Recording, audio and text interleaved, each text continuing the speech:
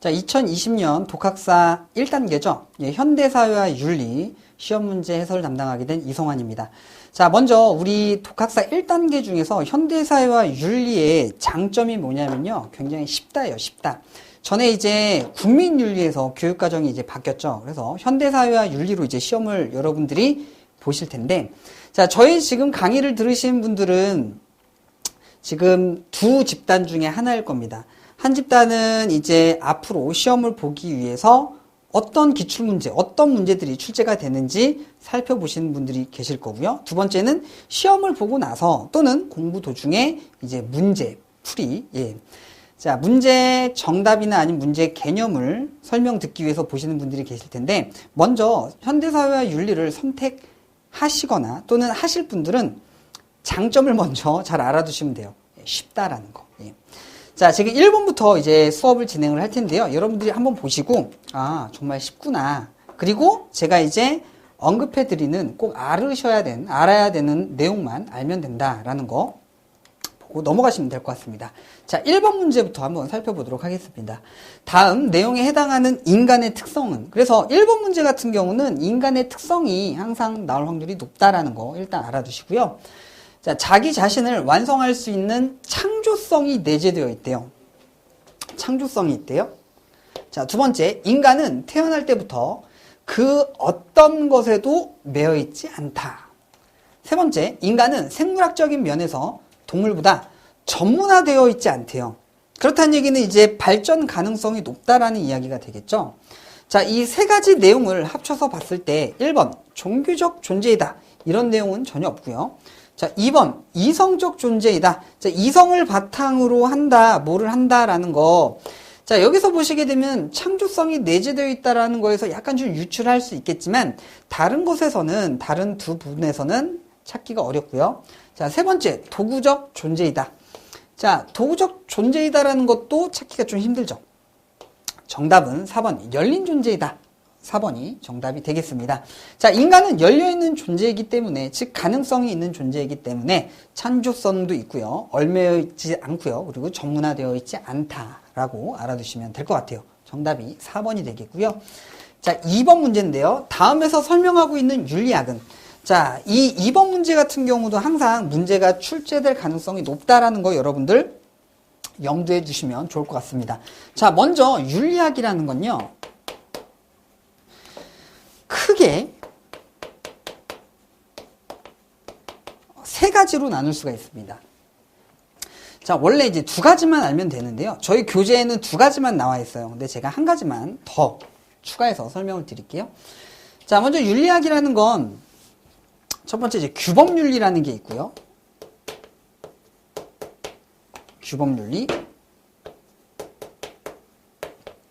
자, 두 번째가 메타윤리라는 게 있습니다. 메타윤리.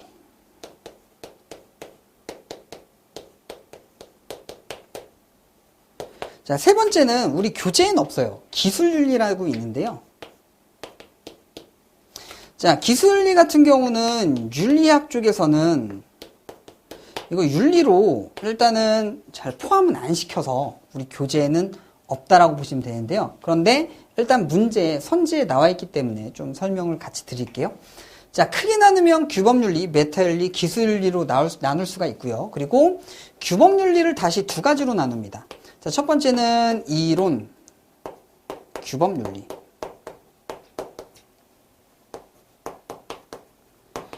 자, 두 번째는 이제 응용윤리. 또는 실천 규범윤리라고도 이야기를 합니다. 응용윤리를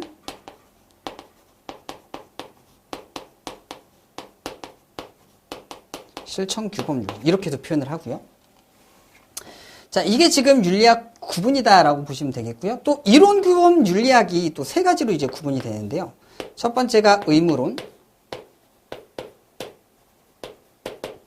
두 번째가 공리주의, 세 번째가 이제 덕윤리가 있습니다. 자, 이런 식으로 나눠진다라는 거 일단 필기를 해두시는 게 좋을 것 같아요. 필기를 해두시고요. 자, 간단하게 잠깐 좀 설명을 드릴게요. 먼저 규범윤리 같은 경우는 포인트가 뭐냐면요. 바로 규범입니다. 규범.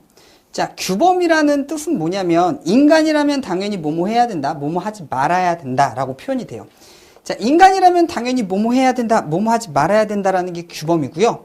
그리고 가치입니다. 이게 가치. 인간이라면 뭐뭐 해야 된다, 하지 말아야 된다. 가치죠. 예. 그리고 당위입니다.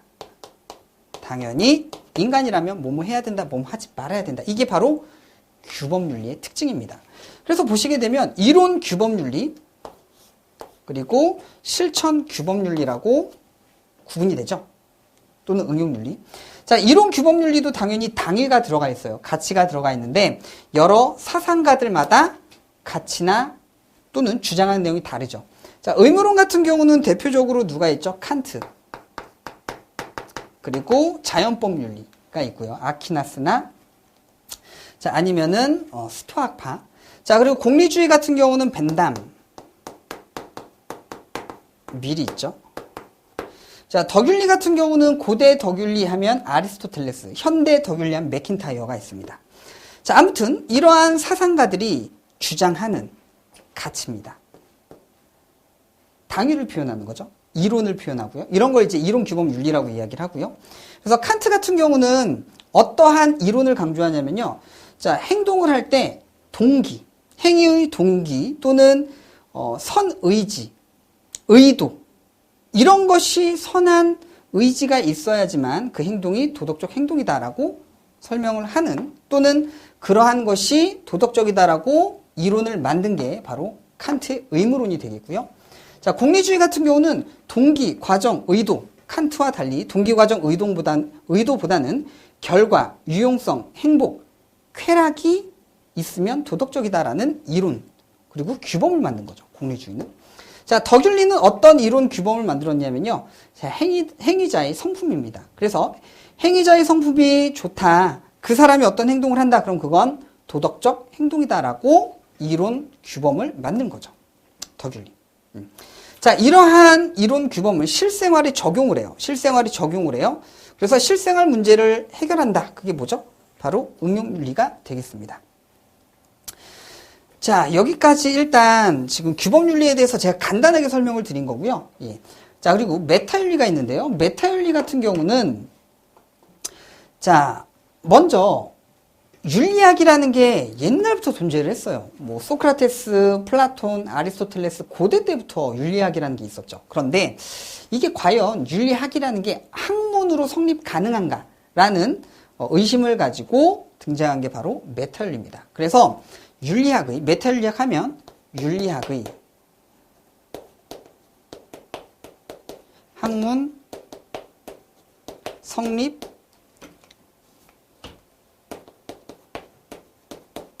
가능성. 자, 윤리학의 학문 성립 가능성에 의문을 품고 등장한 게 바로 메타윤리다라고 보시면 되겠고요. 자, 그래서 한쪽은 야, 윤리학이라는 건 학문으로 성립이 가능해 라는 쪽이 있고요. 한쪽으로는 아니야, 윤리학이라는 건 그냥 감정적 표현에 불과하지 않아 라는 입장, 두 가지 입장이 이제 나눠지게 돼요. 그거를 이제 인지주의 또는 이제 비인지주의라고 표현을 하게 됩니다.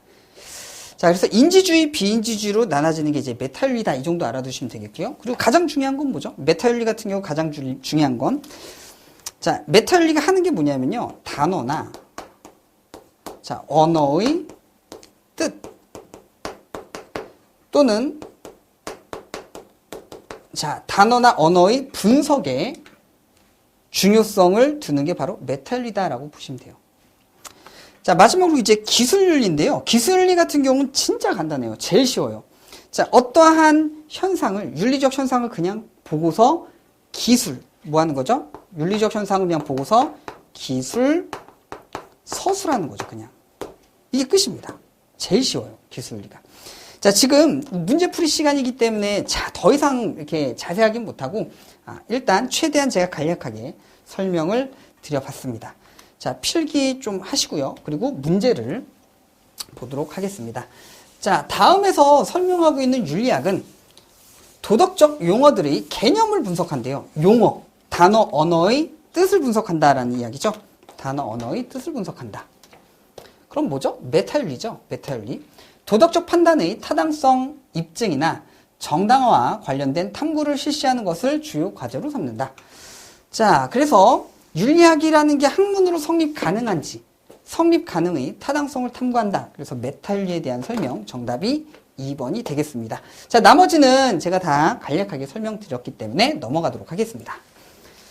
자, 3번 문제인데요. 다음에서 설명하고 있는 윤리 이론, 자, 윤리 이론 개념은 법과 사회적 협정은 모든 개인이 행복이나 이익이 가능한 한 전체 이익과 조화를 이룰 수 있도록 마련되어야 한다.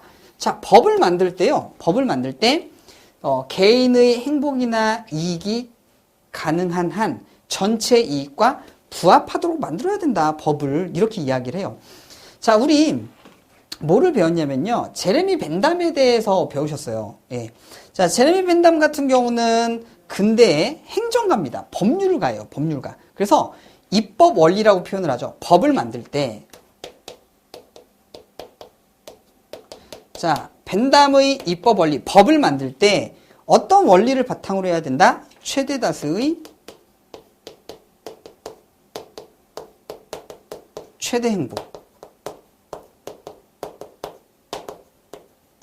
이게 뭐죠? 이게 입법 원리예요. 벤담의 입법 원리. 법을 만들 때 최대 다수 최대 행복 원리를 바탕으로 해야 된다. 이 얘기죠. 죄신문 얘기. 자, 그러면 이 입법 원리 말하는 사람이 벤담인데 벤담은 대표적인 공리주의자입니다. 공리주의는 뭐죠? 공동의 이익을 강조한다. 최대 다수 최대 행복. 정답이 4번. 자, 공리성이 되겠습니다. 자, 공리성이라는 게 유용성 그리고 최대 다수 최대 행복 같은 뜻입니다. 여기까지 알아두시면 될 것 같고요. 자, 4번 문제입니다. 인권에 대한 설명이 옳지 않은 것은 쉽죠? 자, 인권 뭐의 줄임말이죠? 인간의 권리를 줄임말입니다. 인간의 권리. 자, 그럼 인간의 권리 1번 인간 모두 누리는 권리다. 맞죠? 2번 출생할 때부터 가지는 권리입니다. 천부인권이죠. 자, 1번 인간 모두 누리는 권리 대금 평등성. 누구나 다 가질 수 있는 거. 그리고 출생할 때부터 가지는 권리이다. 맞죠? 천부인권. 천부인권적 특징. 자, 3번 박탈되지 않고 영구히 보장되는 권리이다. 항구성이죠. 항구성. 자, 4번 사회적 이익을 위해서 양도할 수 없죠. 양도가 안 되죠. 인권이라는 건. 자, 불가침성입니다. 정답이 4번이고요. 자, 이거 평등보다 이제 보편성이라고 표현하는 게 더 쉽겠죠, 여러분들. 자, 이렇게 정리를 하시면 될 것 같습니다. 쉽죠? 예. 자, 5번 문제입니다. 5번도 쉬워요. 성적 자기결정권에 대한 잘못된 설명은 1번 외부의 부당한 압력 없이 자유롭게 성적 행동을 결정해야 한다. 자, 외부의 부당한 압력 당연히 받으면 안 되죠. 예, 맞는 이야기고요. 2번 타인의 자유와 권리를 침해하지 않는 범위 내에서 실현되어야 되겠죠. 타인의 자유와 권리 침해하면 범죄입니다. 그렇죠? 자, 3번 자신의 인격을 손상시키더라도 자기결정권을 행사할 수 있어야 된다. 이게 성적 자기결정권이 자신의 인격을 손상시키면 안 되겠죠. 정답 3번. 4번 타인의 강요 없이 스스로의 의지와 판단에 따라 성적 행동을 결정해야 된다. 맞는 이야기가 되겠습니다. 자, 잘못된 설명은 정답이 3번이 되겠고요. 자, 다음 이제 6번 문제인데요. 성상품화에 대한 다음 주장과 부합하지 않은 것은 우리가 일상적으로 즐기는 기호품이나 시장의 물건처럼 성이 상품화되어 거래되고 있다. 이러한 현상은 사람과 균형을 이루지 못하기 때문에 바람직하지 않다. 즉, 자, 상품화에 대해서 찬성하는 입장인가요? 반대하는 입장인가요? 자, 반대하는 입장이죠. 반대. 자, 이러한 주장과 부합하지 않는 겁니다. 자, 1번 성에 대한 왜곡된 인식을 낳는다. 그렇기 때문에 성상품화를 반대한다. 부합하죠. 예. 2번 인간의 성이 지닌 본래의 가치를 변질시킬 수 있다. 그렇기 때문에 반대한다. 부합하겠죠. 자, 3번 외모지상주의를 조장하는 부작용을 초래할 수 있죠. 그래서 반대를 할 수가 있겠죠. 자, 쾌락의 자유로운 표현과 권리 행사를 침해할 수 있다? 아니죠. 자, 성상품화에 대한 반대 입장이에요. 반대 입장. 자, 여기에서 우리가 일상적으로 즐기는 기호품이나 시장의 물건처럼 성이 상품화되어 거래되는 것을 반대하는 입장입니다. 반대하는 입장. 자, 성상품화에 대해서 찬성하는 입장은 쾌락의 자유로운 표현과 권리 행사를 너네가 지금 막고 있어 라고 오히려 비판할 수가 있는 거죠. 그래서 이 내용은 4번 내용은 뭐죠? 상품화 찬성하는 입장.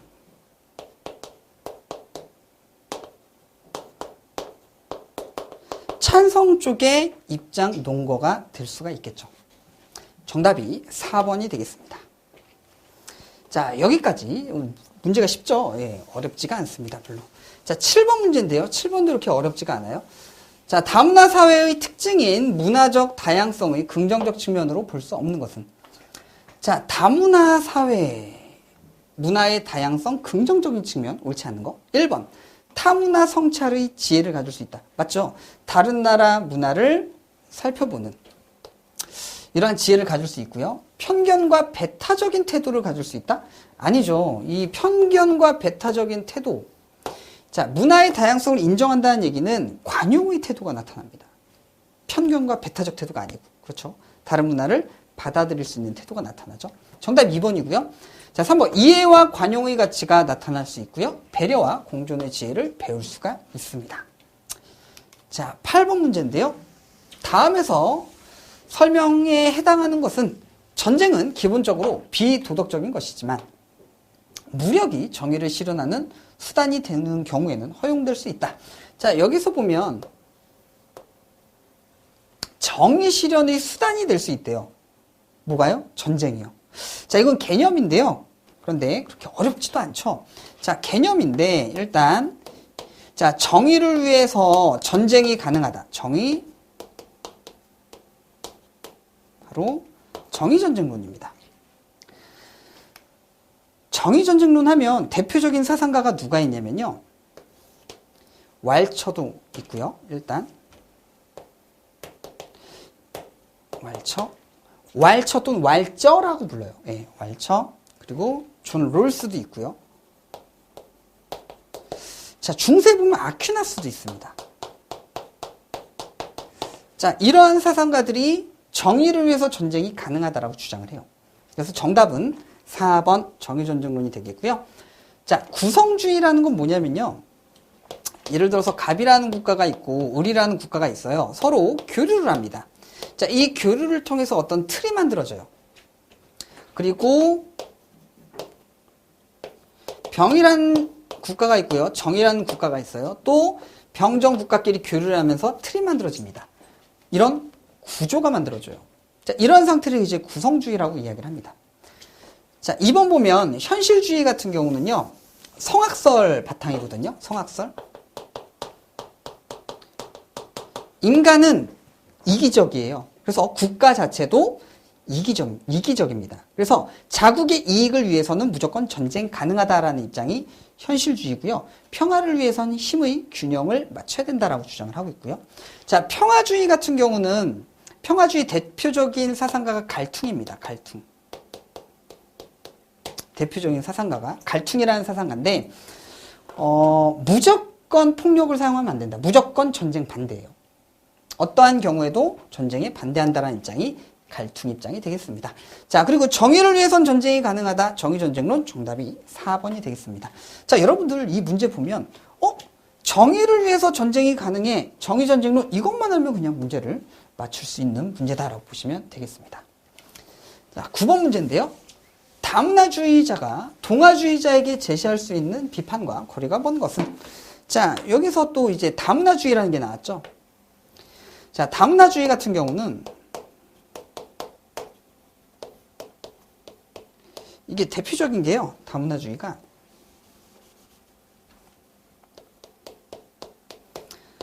자, 샐러드 볼 이론이라는 게 있어요. 샐러드 볼 이론 또는 샐러드 그릇. 자, 샐러드 볼 이론. 그래서 A라는 문화가 있고요. B라는 문화가 있고요. C라는 문화가 있대요. 이때 이 문화들이 다 평등합니다.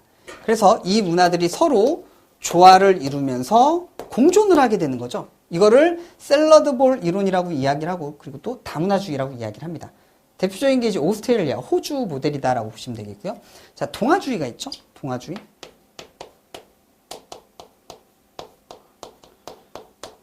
자, 동아주의 같은 경우는 용광로 이론이라고 있습니다.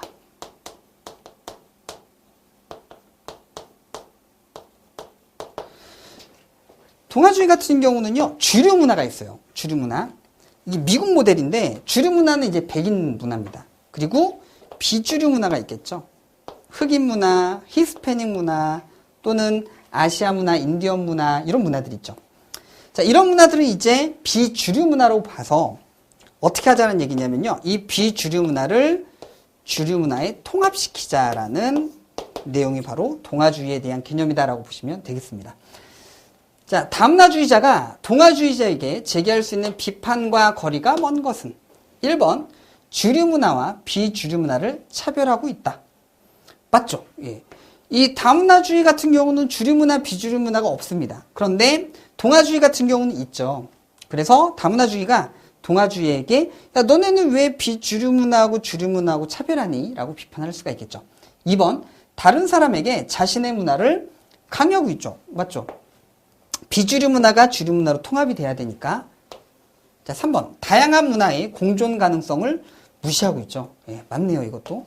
4번, 사회의 동질성 유지보다 다양성을 강조하고 있다. 자, 다양성을 강조하고 있는 건 다문화주의에 해당이 되죠. 자, 정답이 4번이 되겠습니다. 10번 문제인데요. 다음 내용에서 설명하고 있는 사이버 윤리 원칙은 인간은 누구나 스스로 도덕 원칙을 수립하여 그것을 따를 수 있는 능력이 있다. 자, 그러므로 타인의 자기결정 능력을 존중해야 한다. 자, 도덕 원칙을 스스로 만들 수 있대요.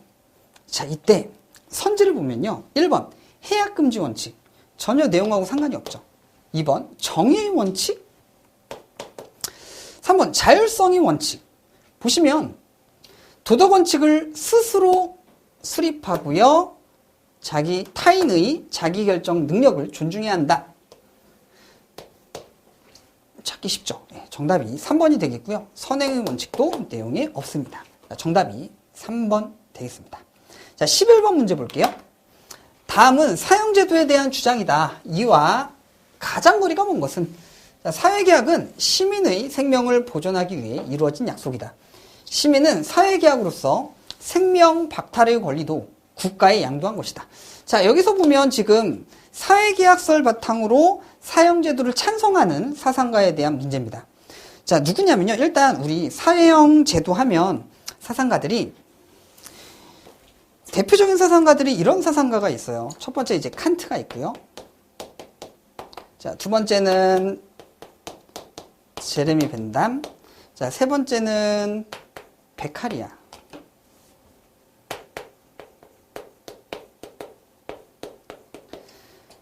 자, 네 번째는 루소. 이렇게 있습니다.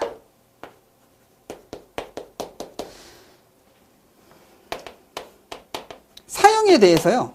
칸트 같은 경우는 찬성을 해요. 찬성. 자, 사상적 바탕은 뭐냐면요. 응보주의예요. 사람을 죽인 자는 사형 밖에 다른 처벌은 없다. 예. 눈에는 눈, 이에는 이입니다. 응보주의. 그리고 그게 바로 인간의 존엄성을 살리는 거라고 봐요. 칸트 같은 경우. 자, 벤담 같은 경우도 사형제도에 대해서 찬성을 하게 됩니다. 자, 공리주의 바탕이에요. 그래서 최대 다수의 최대 행복을 위해. 그리고 뭐죠? 범죄 예방이나 교화를 위해. 사형 찬성. 자, 베카리아 같은 경우는 사형제도 반대입니다. 자, 사상적 기반은 뭐냐면요. 좀 많아요. 사상적 기반이 공리주의적 관점이에요. 최대 다수 최대 행복. 그리고 범죄 예방 교화인데 사형을 하게 되면 범죄 예방이나 교화가 안 된다. 그래서 사형보다 종신노역형이 더 효율적이다라고 주장하는 사상가입니다. 자, 또한 사회계약을 바탕으로 사형제도를 반대해요. 자, 인간은 계약을 할 때 누구도 자신의 생명을 국가에 위임하지 않는다라고 봐요. 그래서 이 베카리아 같은 경우도 사회계약이죠. 사회계약을 바탕으로 주장을 하지만 사형제도를 반대하는 입장인데 우리 제신문 같은 경우는 사회계약을 바탕으로 사형제도를 찬성하는 입장이죠. 그래서 베카리아는 아니고요. 자, 루소 같은 경우는 사용제도에 찬성하는 입장입니다. 자, 루소는 대표적인 사회계약론자죠. 그렇죠? 그래서 위 내용은 누구 내용이냐면요. 루소 내용이에요. 루소. 따라서 국가는 사회를 유지하기 위해 타인을 살해한 시민을 사형에 처할 권리가 있다. 그래서 루소에 대한 내용인데요. 거리가 가장 먼 것은. 자, 그러면 여러분 잠깐 요거 좀 보셔야 돼요. 사회계약이란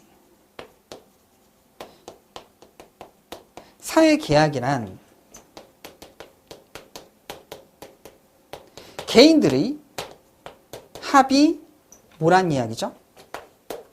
사회가 됐다는 이야기입니다. 개인들의 합이 사회가 됐다는 이야기예요. 개인들이 모여서 계약을 한 거예요. 그래서 국가가 만들어진 겁니다. 즉 사회계약 자체가 개인을 강조하는 입장입니다. 자유주의 관점이에요. 사회계약 자체가. 이걸 아셔야 돼요. 그래야지 정답을 맞출 수가 있습니다. 볼까요? 흉악 범죄에 대한 예방 효과를 기대할 수 있다. 자, 일단 사회계약을 통해서 처벌을 하게 되면 범죄 예방 효과 볼 수 있겠죠? 2번, 타인의 생명을 침해한 범죄에는 처벌이 따른다. 이것도 맞겠죠? 계약을 어겼으니까 처벌한다. 자, 3번, 범죄에 대한 책임은 공동체와 사회 구조에 있다. 자, 여기서 보시면 범죄에 대한 책임은 공동체와 사회 구조에 있다.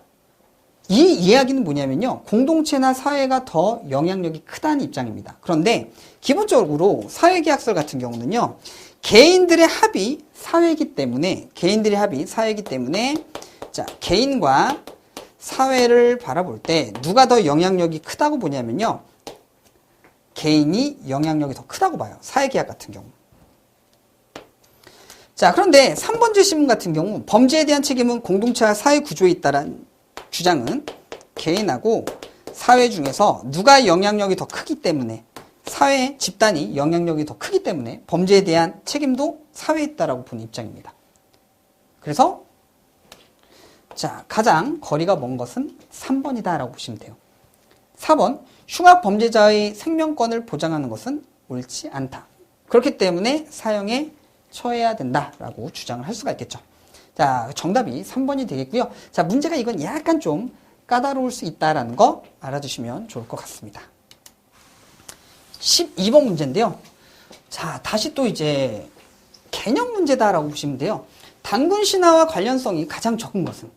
자, 먼저 천지인이 있는데요. 우리 단군 건국 신화 다 아시죠? 자, 먼저 하늘에서 누가 왔냐면요. 환웅이 내려왔죠. 환웅이 내려왔습니다. 하늘에서. 자, 그래서 이 환웅이 뭐죠? 하늘이에요. 누구를 만나죠? 웅녀를 만나요. 곰이죠, 곰. 곰인데 여자로 이제 변하게 되는 거죠. 이게 뭐죠? 지. 자, 그리고 환웅과 웅녀가 결합하여 단군 왕검이 태어나게 됩니다. 단군 왕검. 이게 뭐죠? 이게 인입니다. 그래서 이 단군 건국 신화에서 보면 천지인 조화를 볼 수가 있습니다. 자, 1번 맞고요. 자, 2번. 여러분들 너무 잘 아시죠? 자, 인간을 널리 이롭게 한다라는 홍익인간 이념으로 나라를 다스리게 되죠. 네, 맞죠? 자, 제세이화라는 건 뭐냐면요. 사람을 어떻게 한다? 교화를 시킨다라는 뜻입니다. 이것도 단군 건국 신화에 관련된 개념입니다. 맞고요. 자, 그 다음에 4번이 정답인데요. 단군 신화와 관련성이 가장 적은 거예요. 오심즉 여심이라는 건 내 마음이 내 마음이야 이 뜻인데요. 자, 오심즉 여심 같은 경우는 어디서 나오는 거냐면요. 동학입니다. 동학의 핵심 개념이다라고 보시면 돼요. 그래서 정답은 4번이 되겠습니다. 자, 13번 문제인데요. 다음 내용과 가장 관계 깊은 것은 미래 세대가 자신의 욕구를 충족할 수 있는 능력을 해치지 않으면서 동시에 현 세대의 욕구가 충족되도록 하는 것이다. 자, 이것도 지금 너무 쉽죠. 자, 우리가 지금 현재 개발은 하긴 해요. 그런데 미래 세대를 위해서 개발을 한다라는 걸 뭐라고 표현하죠? 지속 가능한 개발, 발전 이렇게 표현을 하죠. 자, 1번 생명의 내재적 가치 전혀 상관없고요. 자, 친환경 윤리적 소비 내용 약간 관련이 있지만 가장 깊은 걸 찾으래요. 자, 3번 현 세대의 생존권, 4번 지속 가능한 발전. 정답이 4번이 되겠습니다. 가장 관련이 깊은 건 4번이다라고 보시면 되겠고요. 자, 다음 이제 14번 문제인데요. 다음 내용과 가장 관계가 깊은 것은 통일 이전에 지불해야 하는 비용이다. 평화 통일 기반을 제공하는 비용이다. 긴장 완화와 평화 정책을 위한 비용이다라고 이야기를 합니다. 자, 비용 종류가 이제 세 가지가 있는데요. 첫 번째가 분담 비용이 있습니다. 자, 분담 비용 같은 경우는 또 두 가지로 이제 나뉠 수가 있는데요. 첫 번째가 유형적 비용.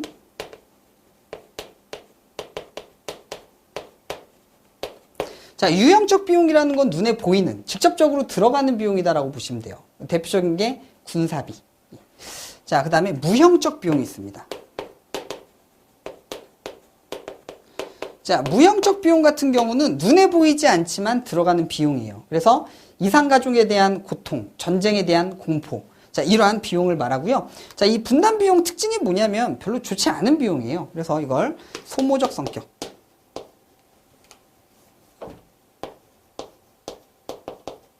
소모적 성격이다라고 보시면 되겠습니다. 분담 비용이고요.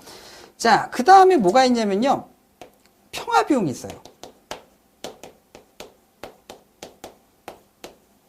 자, 이 평화 비용이 우리가 배우는 비용 중에서 가장 좋은 비용입니다. 자, 먼저 평화 비용이라고 하면 문화적 교류라든지 아니면 경제적 교류할 때 들어가는 비용이 평화 비용이다라고 보시면 되겠는데요.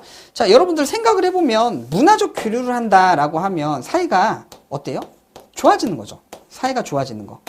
그렇게 되면 이산가족도 만날 수 있고 전쟁에 대한 공포도 좀 줄어들 수 있겠죠. 즉, 평화 비용 같은 경우는요, 분담 비용을 줄여줘요. 줄여주고요. 자, 또한 경제에 들어가는 비용도 평화 비용에 들어갈 수 있는데 대표적인 게 개성공단이죠.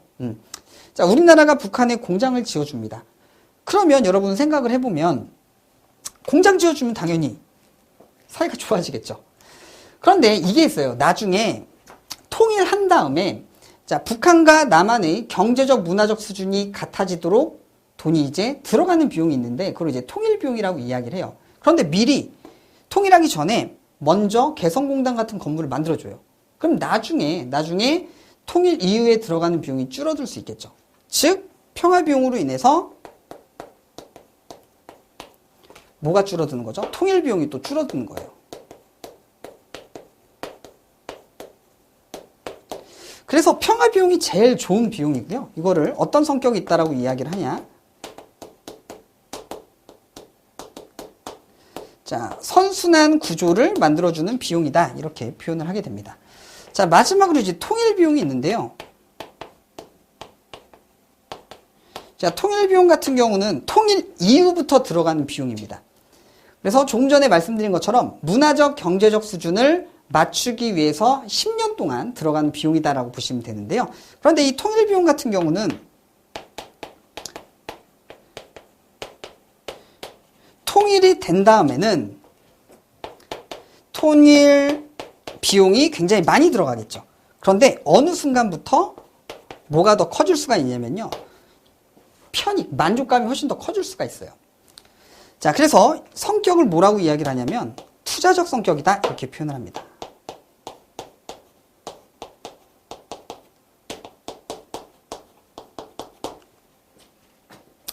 자, 제시문에 관련된 내용은 통일 이전에 지불한다라는 이야기고요. 그리고 통일, 평화 통일 기반 제공하는 비용, 긴장 완화, 평화 정착을 위한 비용이다. 자, 평화 비용에 대한 설명이었죠. 네, 정답이 4번이 되겠습니다. 자, 나머지 내용도 한번 필기해 두시고 잘 보시면 좋을 것 같습니다. 15번 문제인데요. 다음은 무엇에 대한 설명인가? 거짓이나 끊임없이 자신의 참된 마음에 최선을 다한다라는 제시문이 있습니다. 자, 이거 누구 이야기냐면요. 공자 이야기예요. 공자. 공자가 강조했던 게 인과 예를 강조하게 되는데, 자, 인을 실현하기 위한 방안을 구체적 실천 덕목을 효, 제, 그리고 충서를 제시를 하게 됩니다. 자, 효제, 부모님한테 잘하고요. 형제 자매한테 잘하는 거예요. 자, 충서라는 건 뭐냐면 충이 진심을 다해서, 서라는 건 뭐죠? 역지사지랑 유사한 뜻이다라고 보시면 돼요. 역지사지. 자, 거짓이나 꾸밈이 없이 자신의 참된 마음에 최선을 다한다. 이거는 뭐죠? 충에 관련된 설명입니다. 진심을 다해서. 그래서 정답이 1번이 되겠습니다. 자, 16번 문제인데요. 다음 설명에 해당하는 참된 학문의 조건과 거리가 먼 것은 수레와 관련된 내용을 많이 읽었다고 하더라도 수레를 만드는 법이나 부리는 기술이 어떠한지 연구하지 않는다면 이는 참된 학문이라고 하기 어렵다. 책만 보지 말고 좀 만들어 봐라. 뭐에 관련된 내용이죠? 실학이죠, 실학. 자, 1번. 백성의 실생활을 풍요롭게 하는 것이어야 한다. 맞겠죠? 예. 2번. 실질보다 명문에 입각하여 경서를 해석해야 된다? 아니죠. 이거 수백 번 읽는 것보다 수레 한번 만들어 보는 게 더 낫다라는 이야기이기 때문에 자, 정답이 2번이 되겠고요. 3번. 세상을 움직이는 현실 문제에 도움이 되어야 한다. 4번. 이론보다는 사실에 입각하여 진리를 탐구해야 된다. 자, 정답이 2번이 되겠습니다. 자, 이 문제도 쉬운 문제였고요. 자, 17번입니다. 다음은 맹자의 정치사상 중 무엇에 대한 설명인가? 백성이 가장 귀하고요. 그리고 사직이 다음이며 군주는 가장 가볍다라고 이야기를 합니다. 자, 맹자의 이야기죠. 뭐죠? 뭐가 바탕이 돼야 된다? 백성이 바탕이 되어야 한다. 자, 민본주의에 관련된 내용이고요. 자, 맹자 입장에서는 패도정치라는 건 뭐냐면 덕으로 다스리지 않는 거. 덕으로 다스리지 않는 게 이제 패도정치고요. 역성혁명이라고 있죠. 역성혁명이라는 건 성씨를 바꾼다라는 뜻이에요. 왕조를 바꾼다라는 뜻입니다. 즉 임금이 임금 같지 않으면 임금을 몰아낼 수 있다라는 게 맹자의 역성혁명이 되겠고요. 예. 자, 철인정치 같은 경우는 누가 주장한 거죠? 플라톤. 자, 플라톤이 바라보는 이상적 사회는요, 철학자가 통치하는 겁니다. 그래서 철학과 정치를 일치시켜요. 그래서 철학자가 하는 철인 정치가 바로 이상적인 통치고 이상적인 사회다라고 주장하는 건 플라톤이 되겠습니다. 자, 17번 문제 정답이 3번이 되겠고요. 18번입니다. 자, 다음은 무엇에 대한 설명인가? 인간의 본성은 마음의 기호, 즉 선을 좋아하고 악을 싫어하는 성향이 있다라고 이야기를 합니다. 여기서 선을 좋아하고 악을 싫어하는 성향이래요. 이거를 이제 뭐라고 표현할 수 있냐면 경향성, 이렇게 표현할 수 있고요. 또 자, 인간은 여기 답이 있어요, 여러분들. 인간의 본성은 마음의 기호이다. 이게 뭐죠? 본성은 기호이다. 자, 성기호설입니다. 누구의 성기호설이죠? 다산. 자, 정약용 선생님. 정답이 3번이 되겠습니다. 자, 정약용 선생님은 인간이 태어날 때부터 뭐를 가지고 태어난다고 보냐면요. 기호를 가지고 태어난다고 봐요. 기호. 자, 기호가 두 가지가 있어요. 뭐하고 뭐가 있냐면, 자, 영지의 기호하고 그리고 형구의 기호가 있는데요. 영지의 기호는 선을 좋아하고 악을 싫어하는 마음인데, 이건 누구한테만 있냐면요. 인간한테만 있어요. 인간만 가지고 있는 기호입니다. 영지의 기호는. 형구의 기호는요. 이거는 달면 삼키고 쓰면 뱉고 졸리면 자고. 즉 형구의 기호는 인간도 가지고 있고요. 동물도 가지고 있는 기호라고 이야기를 합니다. 그래서 사람이 태어날 때부터 정약용 선생님 같은 경우는 영지의 기호와 형구의 기호를 가지고 태어난다. 이게 바로 성기호설. 정답이 3번이 되겠습니다. 자, 또 태어날 때부터 가지고 태어나는 게 정약용 선생님 같은 경우 또 뭐가 있냐면요. 기호도 가지고 태어나고요. 그리고 자주직권. 자, 선을 행하려면 행할 수 있고 악을 행하려면 악을 행할 수 있다라는 자주직권을 가지고 태어납니다. 정약용 선생님이 주장하는 건 또 뭐를 가지고 태어나냐면 사단을 가지고 태어나죠. 인간이. 자, 제가 지금 노란색으로 써드린 건 정약용 선생님이 주장한 사람이 태어날 때부터 가지고 태어나는 것들이라고 정리를 하시면 좋을 것 같습니다. 자, 19번 문제인데요. 다음은 무엇에 대한 설명인가? 큰 도가 행해진 세상에서는, 자, 근데 저는, 자, 이거 읽잖아요. 그러면 누군지 감이 와야 합니다. 누군지 감이 와야 되는데, 이거 보면 그냥 공자예요. 내용 좀 더 볼게요. 큰 도가 행해진 세상에서는 천하가 모든 사람의 것이다. 사람들은 어진 이와 능한 이를 선출하여 관직을 맡게 하고 서로 간의 신뢰와 친목을 두텁게 한다. 재화는 헛되이 버려지지 않을 뿐더러 결코 자기만을 위해 쓰이지 않는다. 스스로 일하는 것을 싫어하지 않으며 자신만을 위해서 일하지도 않는다. 이게 바로 큰 도가 하나가 되는 대동사회를 뜻하는 제시문입니다. 정답이 3번이고요. 자, 공자의 대동사회예요. 공자의 이상적 사회입니다. 많이 읽어보시면 좋을 것 같아요. 예. 자, 불국토 같은 경우는 불교 쪽이죠. 부처가 다스리는 영토.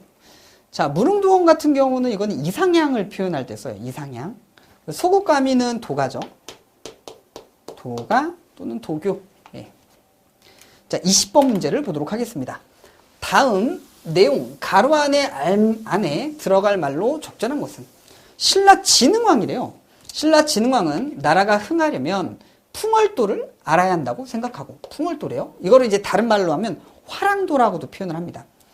자, 풍월도를 행해야 한다고 생각하고 덕행이 있는 자를 선발하여 그들을 뭐라고 부르죠? 화랑이라고 부르죠. 예. 자, 화랑이라고 불렀다.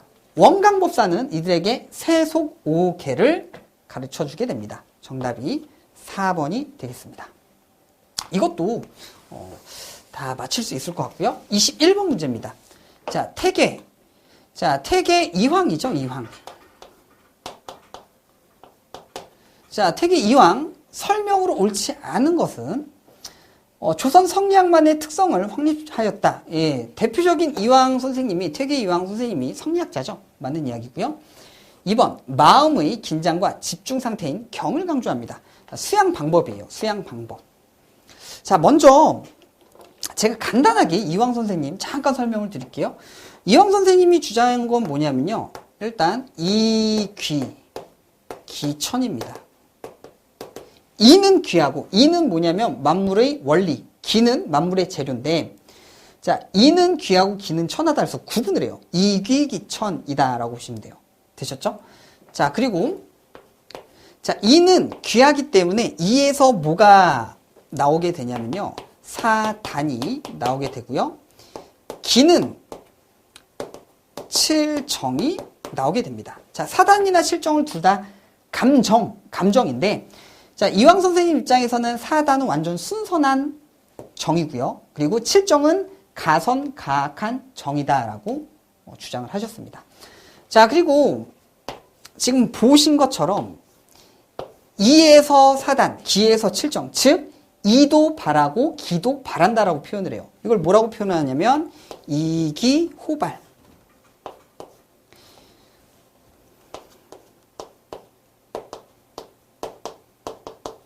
이기호발설. 자, 이황 선생님의 대표적인 사상입니다. 주장이죠. 대표적인 주장. 제일 중요하죠. 네, 이기호발설. 자, 수양 방법인데요.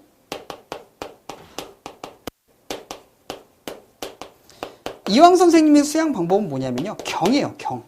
경이 뭐냐? 거경궁리.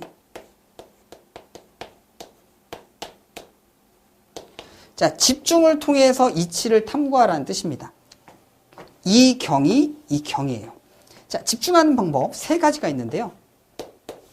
첫 번째, 주일무적. 두 번째, 정제엄숙.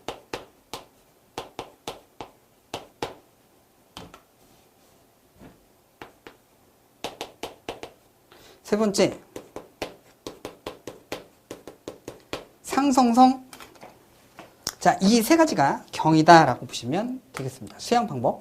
자, 여기까지가 지금 이황 선생님에 대한 키포인트입니다. 자, 그래서 다시 1번 맞고요. 2번 맞죠. 3번, 학문을 점차적으로 완성해가는 것으로 보았다. 맞겠죠. 그러니까 수양 방법을 강조했겠죠. 자, 4번. 사단이 이의 발이라는, 이에서 나온다는 사실을 부정하였다. 아니죠?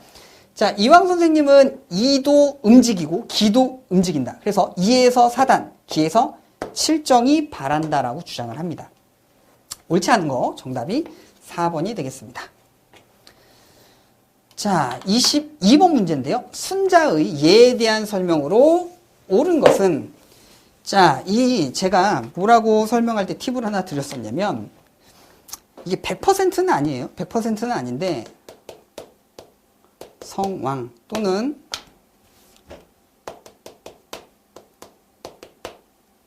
성왕, 선왕. 자, 성왕이나 또는 선왕이 제정한 뭐를 바탕으로? 예를 바탕으로 이렇게 표현되면 거의 80% 이상은 순자 제시문이다라고 보시면 돼요. 자, 성왕이라는 건 옛날에 성왕이라고 있어요. 되게 인품이 좋고, 되게 훌륭한 왕을 이제 성왕이라고 표현하는데 이 왕이 만든 예다.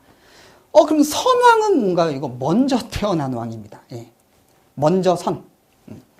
그래서 두 가지로 표현이 될 수 있다라는 거 일단 알아두시면 될 것 같고요. 자, 순자 예라는 건 뭐냐면요. 예라는 건 사회 규범이에요. 사회 규범.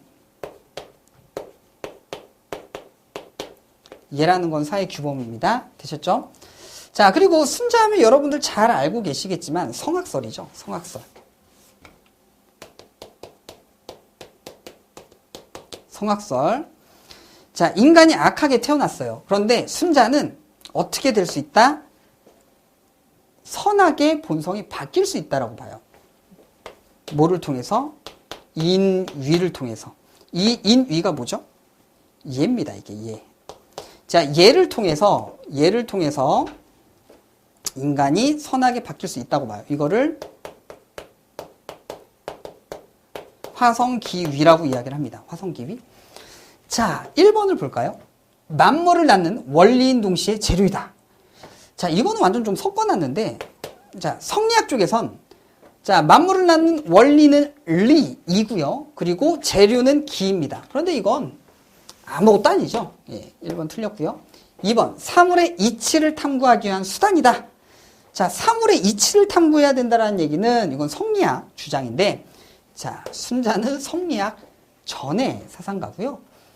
그리고 사물의 이치를 탐구한다라는 이야기도 예를 통해서 이치를 탐구한다 이런 이야기도 하지 않았죠. 자, 3번, 인간이라면 누구나 가지고 있는 내면적 도덕성이다.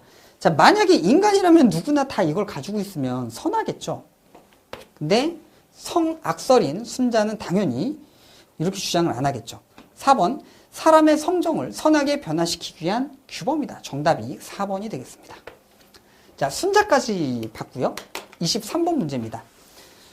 자, 다음 내용의 가로 안에 들어갈 말로 적절한 것은? 석가모니가 깨달은 4가지 성스러운 진리래요. 이게 뭐죠? 4가지 성스러운 진리. 자, 이게 바로 이제 사성제입니다. 사성제. 사성제가 뭐예요? 고, 집, 멸, 도. 그래서 고제, 집제, 멸제, 도제. 그래서 사성제입니다. 이해되시죠? 예. 자, 여기서 이렇게 나눠가지고요. 불교 쪽에선 집착을 하게 되면 어떻게 되죠? 고통을 겪게 됩니다. 그렇죠? 그래서 집착이 원인, 고통이 결과. 그럼 어떻게 해야 되죠? 도. 이게 원인이에요. 즉, 수양을 해야 됩니다.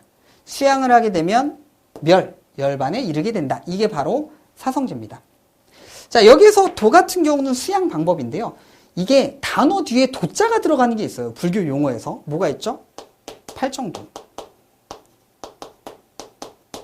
자, 중도의 방법이죠. 중도의 방법이 팔정도. 즉, 뒤에 도자가 들어간다는 건 수양 방법입니다. 불교 용어에서. 자, 다시 볼까요? 석가모니가 깨달은 4가지 성스러운 진리를 사성제라고 이야기를 해요. 이를 바탕으로 깨달음을 얻기 위해 실천해야 하는 올바른 수양 방법. 수양 방법 둘 중에 하나겠죠. 그런데 이거 하나밖에 없네요. 정답이 2번이 되겠습니다.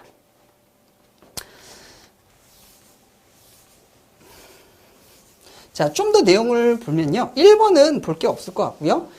정답 2번이고요. 3번. 자, 사법인설이라는 게 있죠. 재행무상, 재법무화, 일체계고, 열반적정. 이게 바로 이제 사법인설이고요. 3학 하면 개, 정, 해.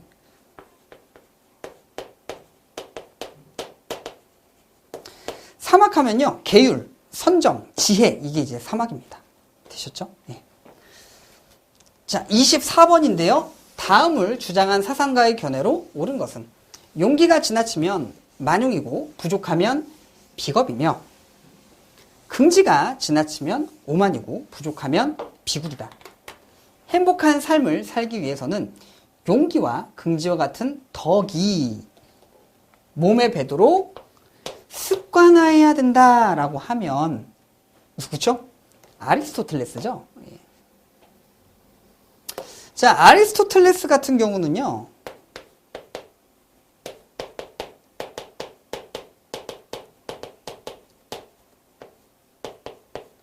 자, 뭐를 강조하죠? 아리스토텔레스는 중용을 강조하죠. 중용.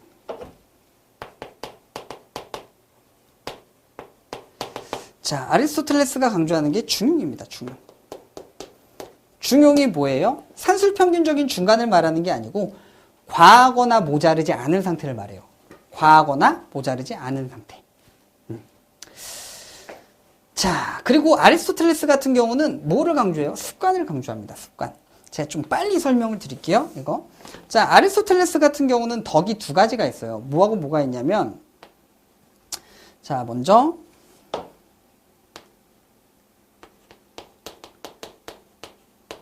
지성적 덕이 있고요. 그리고 품성적 덕이라는 게 있습니다. 자, 지성적 덕은 이성적 측면이에요. 이성적 측면. 이 지성적 덕에는 두 가지가 있는데요. 첫 번째가 철학적 지혜.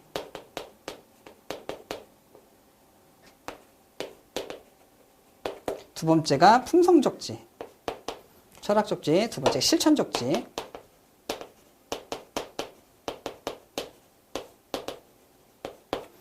자, 여기에서 이 실천적 지혜가 뭐를 알려주냐면요. 중용을 알려줘요. 중용. 과하거나 모자르지 않는 상태를 이야기를 해줍니다. 이 중용이 뭐가 있냐면요. 용기, 절제, 긍지. 자, 이런 것들이 이제 중용입니다. 아리스토텔레스는 이런 중용을 어떻게 해야 되죠? 실천을 해야 돼요. 실천. 그래서 실천을 굉장히 강조합니다. 실천을 하고요. 이거를 어떻게 해야 되죠? 습관화해야 돼요. 습관. 자, 이거를 습관화하게 되면 뭐가 만들어지게 되냐면요. 품성적 덕. 감정적 측면이 만들어지게 됩니다. 자, 이게 아리스토텔레스의 핵심 개념입니다. 그래서 보시면 아리스토텔레스는 중용 강조하고요. 실천, 습관화를 강조한다. 덕을 강조하였다까지 정리를 좀 하시면 좋을 것 같고요. 자, 옳은 겁니다. 1번, 인간의 이성보다 감정을 중시한다. 아닙니다. 자, 아리스토텔레스는 소크라테스, 플라톤, 아리스토텔레스의 계보를 이어요. 그렇기 때문에 이성 중심입니다. 정답, 옳은 거죠. 1번 틀렸고요. 자, 중용은 양극단의 산술적 중간점이다. 아니죠. 과하거나 모자르지 않은 상태죠. 자, 3번, 덕은 지속적인 실천을 통해 형성된다. 지금 보시면, 자, 중용, 이거를 실천하고요. 습관화해서 덕이 만들어지죠. 정답이 3번이 되겠습니다. 자, 4번, 중용은 인간의 모든 행위에 적용이 가능하다. 자, 보세요. 중용이라는 건 용기, 절제, 긍지가 중용인데, 예를 들어서, 뭐가 있죠? 비겁. 이런 건 중용이 아니죠. 만용. 이런 것도 뭐죠? 중용이 아니죠. 그렇기 때문에 중용은 인간의 모든 행위에 적용 가능하다. 틀린 이야기죠. 예, 비겁해요. 비겁한 걸 보고 중용이야 이렇게 이야기를 하진 않잖아요. 자, 정답이 3번이 되겠습니다. 자, 25번인데요. 원효 대사는 진짜 중요합니다. 우리 국민윤리 쪽에서도 진짜 중요하게 시험 문제 항상 출제가 됐고요. 또 출제 앞으로도 될 가능성이 굉장히 높은 사상가다라고 보시면 돼요. 자, 원효는 일체의 대립을 초월하여 존재의 원천인 하나로 돌아가야 된다. 자, 원효의 핵심 사상이죠. 뭐죠? 일심이죠. 일심. 하나로 돌아가야 된다. 일심. 일심 사상을 주장하였다. 이를 바탕으로 온갖 논쟁의 화해를 추구하는, 네, 싸우지 마. 모든 건 다 하나야. 다 똑같아. 싸우지 마. 뭐해라? 화쟁. 싸우지 말고 조화를 이루어라. 정답이 1번이 되겠습니다. 자, 나머지 좀 볼게요. 내외겸전이라는 게 있는데요. 이거는 의천. 자, 대각국사 의천이 주장한 내용입니다. 자, 그리고 이게 중간불교라고 있는데요. 중간불교 같은 경우는 용수라는 사람이 주장한 거고요. 우리가 지금 대부분 배우는 게 중간불교다라고 보시면 돼요. 그 다음에 선교 1원 같은 경우는 진울.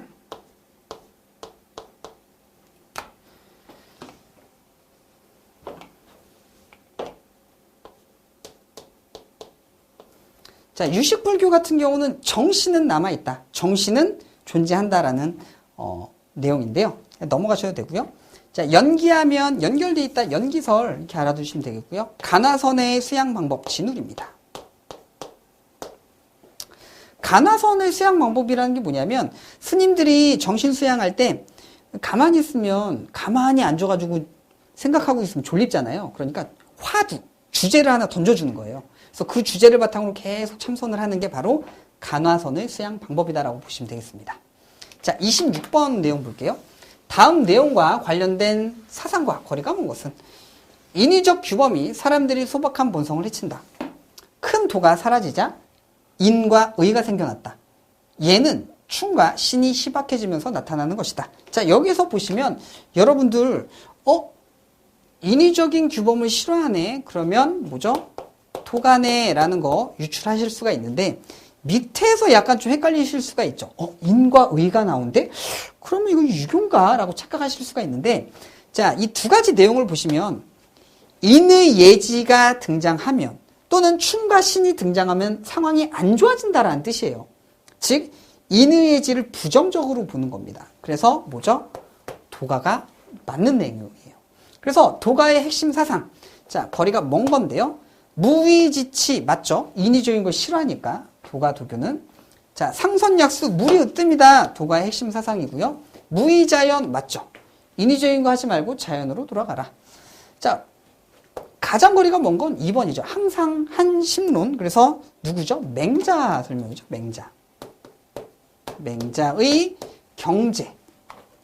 항산, 백성은 먹고 살 수 있는 직업이 있어야 항심, 올바른 마음을 가질 수 있다라는 뜻이 되겠습니다. 맹자의 주장이었고요. 자, 27번인데요. 한국 불교 윤리사상의 특징과 거리가 먼 것은 1번, 우리 민족과 국가를 수호하고자 하는 호국 불교 성격이 굉장히 강해요. 그래서 스님들이 전쟁에 나가는 거죠. 승병 모집해서. 2번, 다른 종파를 배타적으로 대하지 않는 원흉회통 경향이 강하다. 원흉회통 하나로 뭐하죠? 통합한다라는 뜻입니다. 조화를 이룬다라는 뜻이죠. 자, 현세의 국토를 이상세계로 만들고자 하는 불국토 사상. 맞는 이야기고요. 4번. 자, 사회변혁을 주장하며 혼란을 극복하려는 후천개벽 사상. 자, 후천개벽 사상 같은 경우는 여러분들 신흥종교에서 나와요.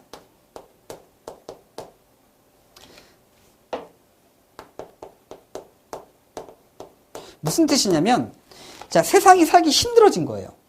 그래서 후천개벽, 새로운 세상이 왔으면 좋겠다 라고 주장하는 신흥종교에서 주로 이야기를 하는 내용입니다. 그래서 이 후천개벽 같은 경우는 동학, 그리고 증산교, 그리고 원불교. 자, 이러한 신흥 종교에서 주로 후천개벽을 주장한다라고 정리를 하시면 될 것 같습니다. 그래서 먼 것 정답이 4번이 되겠고요. 자, 28번 문제입니다. 오리의 다리가 짧다고 길게 이어주면 걱정이 될 것이며 학의 다리가 길다고 짧게 잘라주면 슬퍼하게 될 것이다. 그러므로 본성에 따르면 아무 걱정할 것이 없게 된다. 자, 여러분들 이거를 내용을 보면 인위적인 걸 하면 안 된다라는 거 유추하실 수 있겠나요? 혹시? 만약에 힘드시면 좀 많이 재심을 좀 보셔야 돼요. 예, 보셔야 되고 만약에 이걸 보고서 이거 지금 인위적인 거 싫어하는 거네 캐치하실 수 있으면 좋고요. 자, 도가 내용이 되겠습니다. 자, 1번 만물의 타고난 본성 그대로를 인정해야 한다. 자, 정답이 1번이네요. 예, 인위적인 걸 하지 마라. 자, 도가 같은 경우는 인간도 그리고 다른 동물도 생물도 다 태어날 때부터 가지고 태어나는 덕이 있습니다. 그걸 이제 자연의 덕이라고 표현을 합니다. 자, 정답이 1번이고요. 2번 참된 본성을 이해하려면 지식 축적 공부하면 안 돼요. 도가는 인위적인 거기 때문에. 자, 3번 인간은 타고난 자연적 본성을 변화시키면 안 되겠죠. 4번 인간의 경험을 통해 만물의 본성을 통찰해야 된다. 자, 경험은 도가 입장에서 인간의 경험은 이거는 상대적인 거예요. 상대적인 거. 그렇기 때문에 불완전한 겁니다. 자, 틀렸다고 볼 수 있고요. 정답이 1번이 되겠습니다. 29번 문제인데요. 다음 주장과 관련된 도덕적 사례로 볼 수 있는 것은 자, 어디에서나 무제한적으로 선하다고 생각할 수 있는 건 오직 선의지뿐이다. 이거는 여러분들 이거 나오면 누구다? 칸트다. 아셔야죠. 엄청나게 강조를 했기 때문에 칸트입니다. 자, 1번 힘들지만 약속을 지키겠다는 마음으로 숙제를 한다. 자, 칸트 같은 경우는 뭐죠? 무조건적으로 그냥 해야 되죠. 정언명령을 따라야 됩니다. 그렇죠? 그래서 힘들지만 무조건적으로 해야 되는구나. 정답이 1번이 되겠고요. 2번 장기적으로 이익이 되기 때문에 정직하게 거래한다. 이거는 이익을 강조하는 공리주의 입장이죠. 공리주의. 자, 3번 거린을 보고 동정심이 일어나 약간 돈을 건네줬다. 자, 동정심에 의한 건 칸트 입장에선 비도덕적인 거죠. 그리고 이건 이제 베르율리 쪽에서 주장을 할 수가 있는 거고요. 자, 4번 인사하는 것이 습관이 되어 어서 오십시오라고 외친다. 이것도 칸트 입장에선 도덕적인 게 아니죠. 자, 이거는 덕윤리 쪽이다라고 보시면 될 것 같습니다.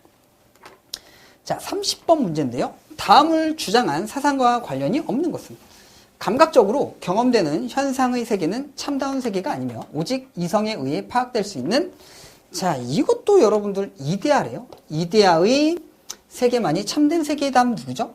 플라톤이죠. 플라톤입니다.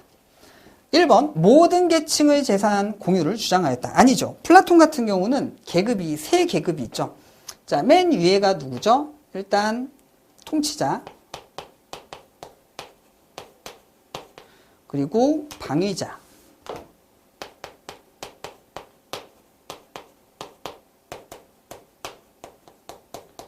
그리고 생산자가 있죠. 자, 여기에서 여러분들 수업 시간에 통치자하고 방위자만 사유재산이 없고요. 생산자는 사유재산이 있다라고 말씀드렸죠. 그렇죠? 모든 계층의 재산 공유를 주장하였다. 틀렸네요. 관련이 없는 거. 정답이 1번이 되겠고요. 2번 영혼을 머리, 가슴, 배로 나눠서 머리는 이성, 가슴은 기계, 배는 정욕으로 구분을 하게 되죠. 자, 3번 선의 이데아를 깨달은 철인이 통치하는 사회를 이상사회로 봅니다. 철인 정치. 4번 지혜, 용기, 절제의 덕이 조화를 이루게 되면 정의를 이루게 되겠죠.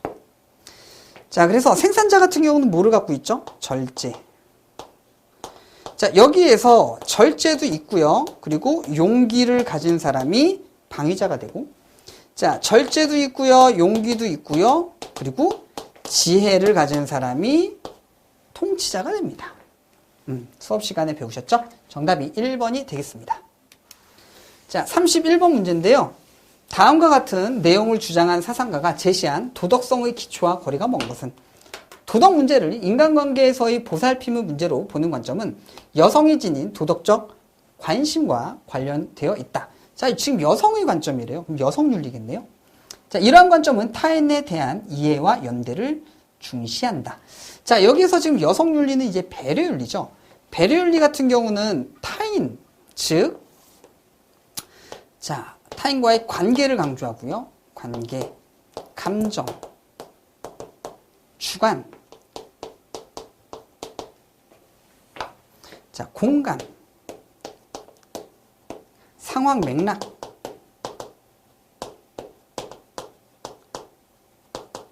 자, 이것들을 강조하는 게 여성윤리 특징이 되겠습니다. 정답이 2번이 되겠고요. 자, 32번인데요. 다음은 무엇에 대한 설명인가? 평범한 사람이 자신의 본성이 곧 진실한 진리의 몸임을 알지 못하다가 어느 날 갑자기 훌륭한 스승을 만나 가르침을 받으며 한순간 진리의 빛으로 자신의 본성을 보는 것을 말한다. 무슨 이야기죠? 한순간에 딱 하고 깨닫는 거죠. 이걸 뭐라고 이야기를 해요? 돈오라고 이야기를 하게 됩니다. 한 번에 깨닫는다. 돈오. 정답이 2번이 되겠습니다. 자, 중용은, 불교에서 중용은 불교 이야기인데요. 자, 불교에서 중용은 자, 집착하지 말라는 뜻이에요. 양극단에 치우치지 마라. 집착하지 마라라는 뜻이고요. 자, 점수는 점진적인 수양을 한다. 축의급의는 뭐죠? 이거 맹자 이야기예요. 맹자의 유사한 게 역지사지입니다. 그리고 우리 앞에서 공자의 뭐 배웠죠? 공자의 서. 이게 유사한 단어입니다. 정리하시면 될 것 같고요. 33번입니다. 다음은 무엇에 대한 설명인가? 양심, 사상, 표현의 자유를 허용하는 것이다. 견해를 달리하는 사람과 갈등이 생기는 경우 합리적인 대안을 모색하기 위해 요구되는 자세이다. 자, 뭐가 가장 적절할까요? 이게 관용, 중립, 자율, 동의 중에서 제일 적정한 건 관용이 있겠죠, 관용. 자, 양심, 사상, 표현의 자유를 허용한다. 관용이겠죠? 정답이 1번이 되겠습니다. 자, 34번인데요. 모든 국가는 하나의 생활 공동체이며, 자, 이게 지금 다음 내용을 주장한 사상가예요. 모든 국가는 하나의 생활 공동체이며, 모든 공동체는 어떤 선한 목적을 이루기 위해 형성된다. 가장 좋은 목적을 추구하는 공동체는 모든 공동체 중에 으뜸가며 다른 공동체 모두를 포괄한다. 자, 이처럼 가장 포괄적이며 중요한 공동체가 바로 국가, 즉 정치 공동체이다. 자, 인간은 정치적 동물이다. 누구죠? 아리스토텔레스. 정답이 2번인데요. 근데 여러분들 이거 제시문을 보면 1번, 2번, 4번이 헷갈리게 됩니다. 이건 굉장히 헷갈린 문제예요. 지금 제가 간단하게 이야기를 했지만 굉장히 어려운 문제예요. 이건. 그런데 위에 제시문 자체가 아리스토텔레스가 이야기한 내용이기 때문에 정답은 2번이 맞습니다. 예. 자, 35번 문제 볼게요. 자, 다음 이제 35번 문제인데요.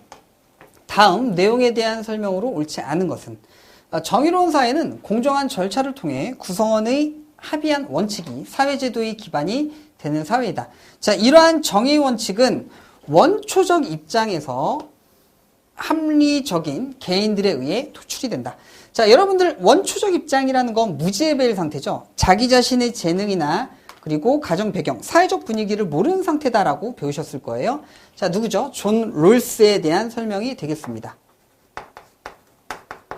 자, 롤스의 내용인데요. 먼저 존 롤스 같은 경우는 제1원칙이 있죠. 제1원칙이 평등한 자유의 원칙.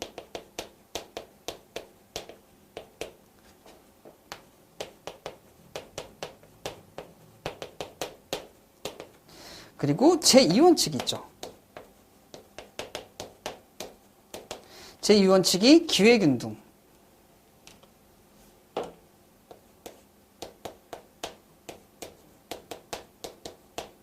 차등의 원칙이 있습니다.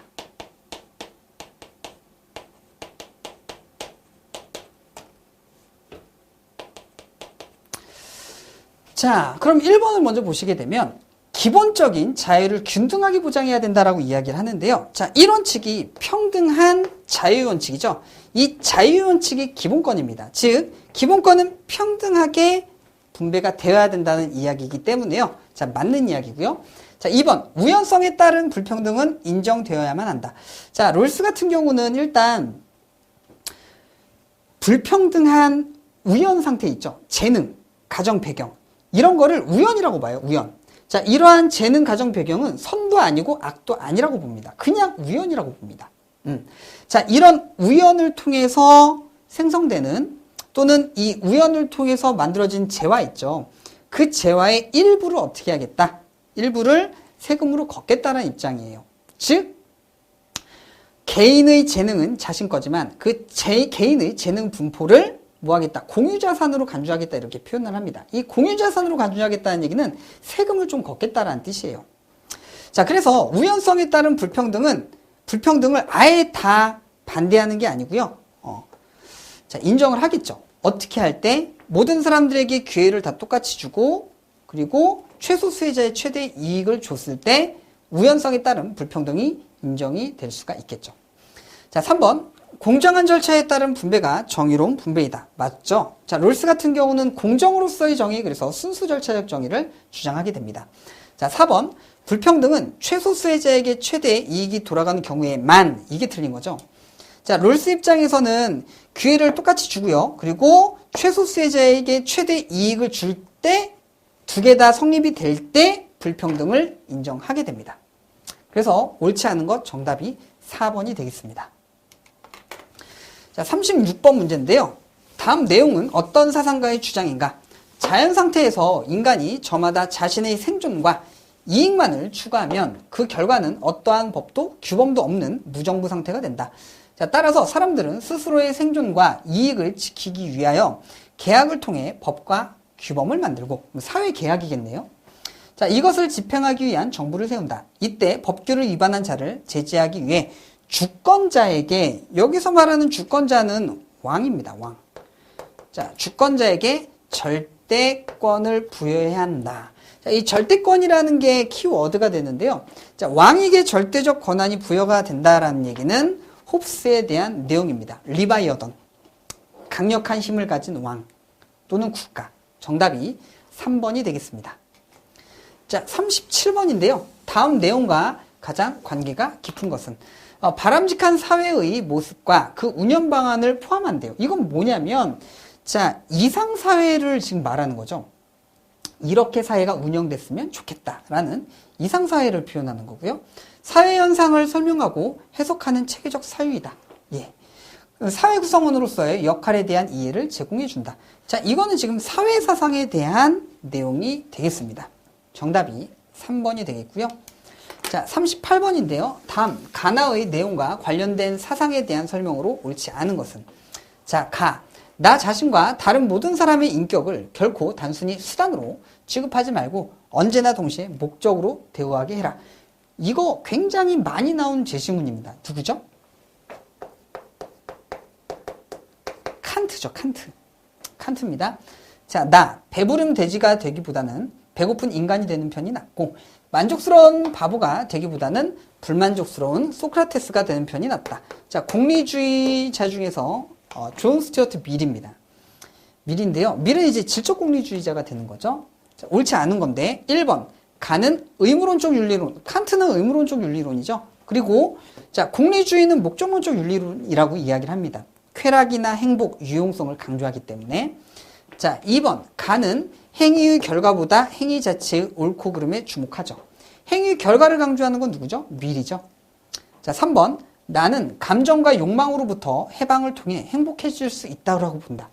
이게 밀이 공리주의예요. 쾌락주의입니다. 정신적 쾌락을 강조하는. 그리고 육체적 쾌락도 인정을 해요.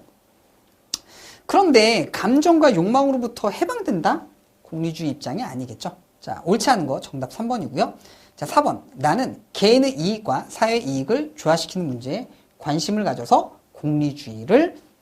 공리주의가 등장한 거죠. 그래서 공리주의자인 밀에 대한 설명이 맞습니다. 정답이 3번이고요. 자, 39번인데요. 다음 주장에 해당하는 논거는 사회적 약자를 배려하는 것은 사회 전체의 긴장을 완화하고 모두의 평화와 행복을 증진하는 방법이 될 수 있다. 자, 여기서 보시면 사회적 약자를 배려하는 것은 사회 전체의 긴장을 완화하고 모두의 평화와 행복을 증진하는 방법이 될 수 있대요. 그럼 다음 주장에 해당하는 논거는 무엇인가요? 뭘까요, 이게? 지금 보면 사회적 약자를 배려하면 모두가 평화, 행복이 증진될 수 있다는 얘기는 공리주의 논리다라고 보시면 되겠습니다. 공리주의. 여기서 여러분들 헷갈릴 수 있는 게 보상의 논리인데, 보상의 논리는 뭐냐면 과거에 피해를 받았다. 과거에 사회적 약자여서 피해를 받았어. 그래서 보상을 해줘야 돼라는 논리입니다. 그래서 4번은 아니고요. 정답이 3번이 되겠습니다. 자, 마지막 문제입니다. 40번 문제인데요. 다음 내용의 가로 안에 공통으로 들어갈 말로 적절한 것은? 자, 윤리적 모의 범위를 확대하여 자연 그리고 미래 세대까지 고려해야 한다. 과학기술의 발전이 먼 미래에 끼치게 될 결과를 예측하여 도덕적 모의 결과를 인정해야 한다. 자, 이게 뭘까요? 윤리적 모의 범위? 감정의 범위, 이성의 범위, 권리의 범위, 책임의 범위. 자, 책임이겠죠. 자, 이거는 지금 책임 윤리를 이야기를 하고요.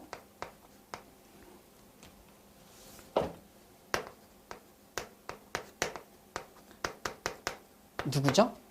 요나스죠, 요나스. 한스 요나스.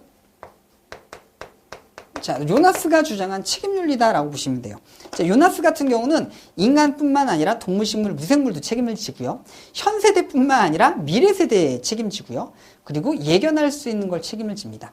예견하지 못하는 것도 책임져요. 그래서 제가 수업 시간에 다 책임진다 이렇게 간략하게 설명을 드렸고요. 그리고 요나스 같은 경우는 공포의 발견술, 그리고 윤리적 공백, 그리고 이러한 키워드, 일방적 책임, 당위적 책임 이런 키워드를 알아두시면 좋을 것 같습니다. 자, 이렇게 2020년 독학사 현대사회와 윤리 문제풀이를 한번 해봤는데요. 자, 여러분 어떠세요? 문제가 이렇게 어렵진 않죠? 예, 굉장히 매력적인 과목이고 쉬운 과목입니다. 자, 그러면 이번 시간은 여기서 마치도록 하겠습니다. 감사합니다.